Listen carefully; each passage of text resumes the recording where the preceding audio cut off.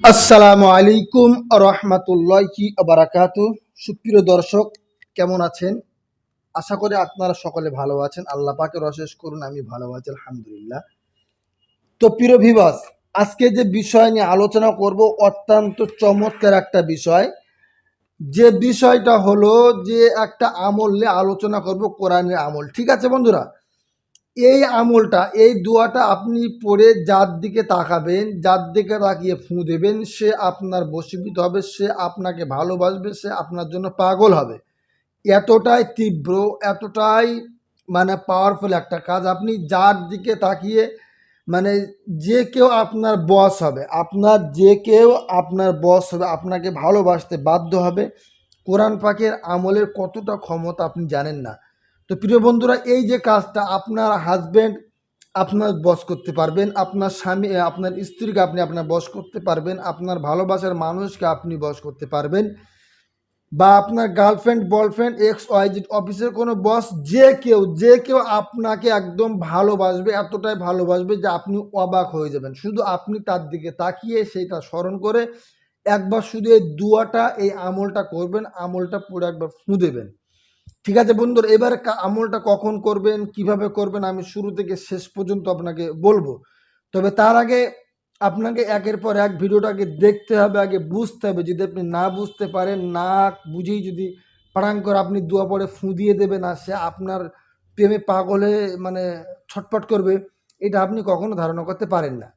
তো মূলত কথা হলো, এই আমলটা কখন করবেন, কিভাবে করবেন, দেখেন আমি সেটা আপনাকে একদম সুন্দর করে গুছিয়ে গুছিয়ে বলবো। এখানে লেখা আছে, দেখতে পাচ্ছেন, বিসমিল্লাহির রহমানির রহিম, ইন্নালিল আবদি আরহামু মিন আখিহি অমিন আবু ওয়াইহি।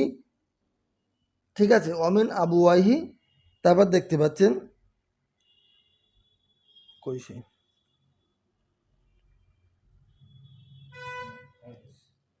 এখানটা কেটে দেবো, দুয়াটা ফের বলবো।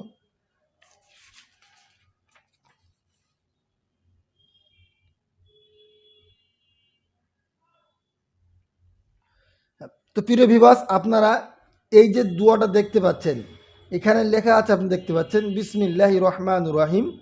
ঠিক আছে, ইন্না লিল আবদি আরহামু মিন আখিহি অমিন আবুয়াইহি ফাতুবনি আতাজিদুনি। ঠিক আছে, এই যে আমলটা দেখতে পাচ্ছেন, এই আমলটা কখন করবেন? এই তাজিদ নি, এখানে এটা তা হবে। ঠিক আছে, তাজিদ নি। এই যে আমলটা দেখতে পাচ্ছেন, এই আমলটা আপনি কখন করবেন, কিভাবে করবেন, সেটা আমি আপনাকে আবারও বলবো। তো এই আমল যদি আপনি সঠিকভাবে, যদি ঠিকঠাকভাবে যদি করতে পারেন, তো আল্লাহ পাকের এতটাই ক্ষমতা, এই দুয়াটার এতটা পাওয়ার, এতটাই ক্ষমতা, যে আপনি যাকে করবেন, যার দিকে ফিরে একবার ফুঁজবেন, সে আপনার জন্য পাগল হয়ে যাবে। একদম ছোট্ট এই দুয়াটি একবার পরে তার দিকে আপনি ফুঁদান, দেখেন সে ব্যক্তি আপনাকে কতটা ভালোবাসে, আপনার ভালোবাসায় পাগল হয়ে যাবে, সে যেখানেই থাক। তবে হ্যাঁ, তার কথা স্মরণ করে একবার পড়তে হবে। এবার এটা কখন পড়বেন? সর্বপ্রথম এর একটা আমল আছে, আমলটা করতে হবে। আমল যদি আপনি না করেন, আমার প্রতিটা কাজে একই কথা, যে আমল যদি না করেন, সাধনা যদি না করেন, আপনি রেজাল্ট পাবেন না। এটা আপনাকে তেলাওয়াত করতে হবে কতবার?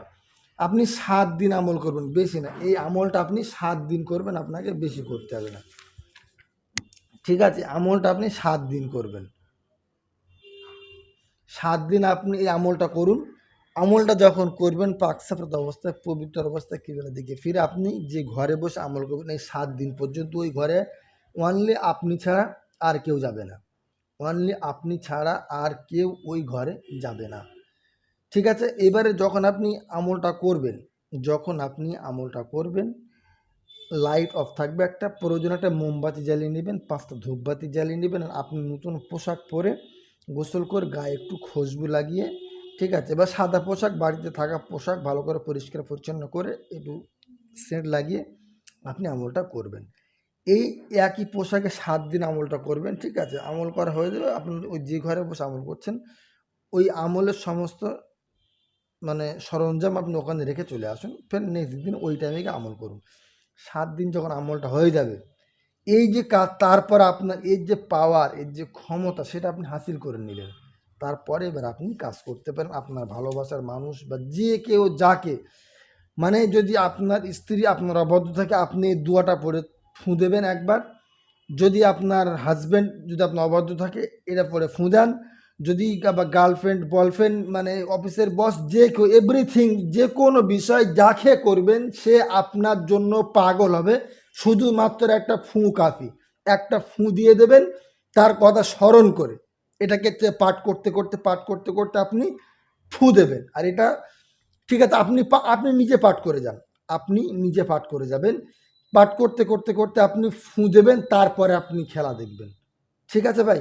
কাজটা আপনি করুন, তারপর দেখতে পাবেন যে আপনার ভালোবাসার মানুষ, আপনার কাঙ্ক্ষিত ব্যক্তি, অফিসের বস যে কেউ, আপনি যে ওই মানুষটা আমার হাত করলে আমার সুবিধা হবে, তবে কাজটা হালালভাবে হারামভাবে নয়। আপনি যার দিকে ফিরে যাকে করবেন, স্বামী বলো, স্ত্রী বলো, হাজব্যান্ড বলো, গার্লফ্রেন্ড বলো, বয়ফ্রেন্ড বলো, যে কেউ এভরিথিং যাকে করবেন একবার পরে ফুঁ দেবেন, এর কেরামতি আপনি দেখবেন সে আপনার জন্য পাগল হয়ে যাবে। এতটাই পাওয়ারফুল ক্ষমতা।